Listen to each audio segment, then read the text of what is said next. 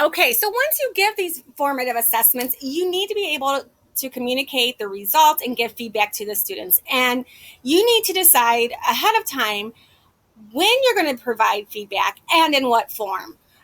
In face-to-face instruction, it's easy facial expressions from the teacher, a yes or a no, or got it, or just some kind of small comment helps the student understand if they're on the right path or not. There's all kinds of indirect language that you don't even realize you don't have when you're distance learning. So you have to decide what kind of format you're going to actually use, what will be the most useful. And you need to make sure that the feedback that you do give is useful. It's something that the student can use to build on, make changes along the way, improve if needed, etc. There is something called a single point rubric. So rubrics are great for assessing. Sometimes they get a little tedious trying to mark up, and sometimes students, when they look at it, they're like, all these numbers drive me crazy. And so that we have the single point rubric, which is more or less like a checklist. It gives you what you need or a student needs to have done.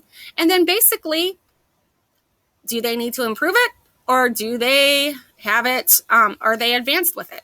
So here's an example with breakfast and bed to be proficient. Here's the criteria. You give this to the students, and then you just basically let them know.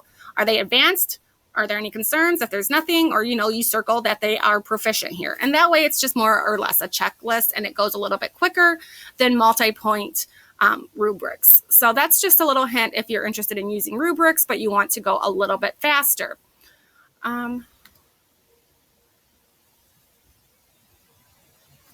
The main point is that you want it to be as quick as possible. So you need to identify, is turnaround time going to be 24 hours? Is it going to be 48 hours? Is it going to be before the next assignment, etc.? You don't want to wait an entire week unless it's a big project to provide feedback for that student, because they're going to be starting their next lessons and they need to hear from you if they're on the right track. Ask questions for students throughout to think about as they continue.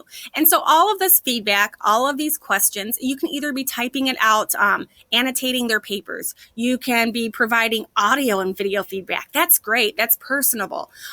Students feel more connected. They feel like it's more authentic, and they're more willing to complete the action to make any changes because they feel that you're invested in them.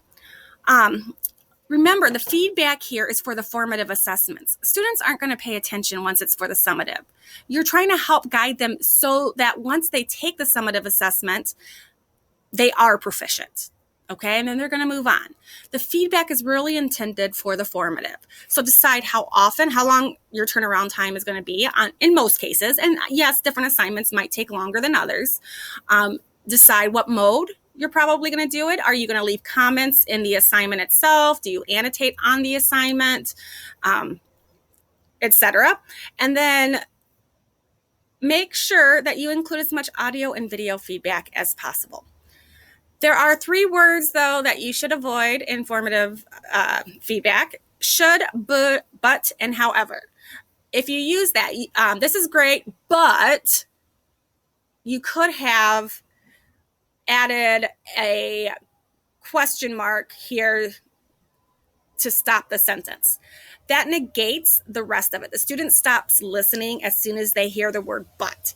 As soon as they hear the word however, they completely zone out on what might have been good, and they focus only on the negative. So it cancels out any constructive feedback that you already gave. So try to avoid should, but, and however in the feedback that you give the students if you want them to actually use the feedback.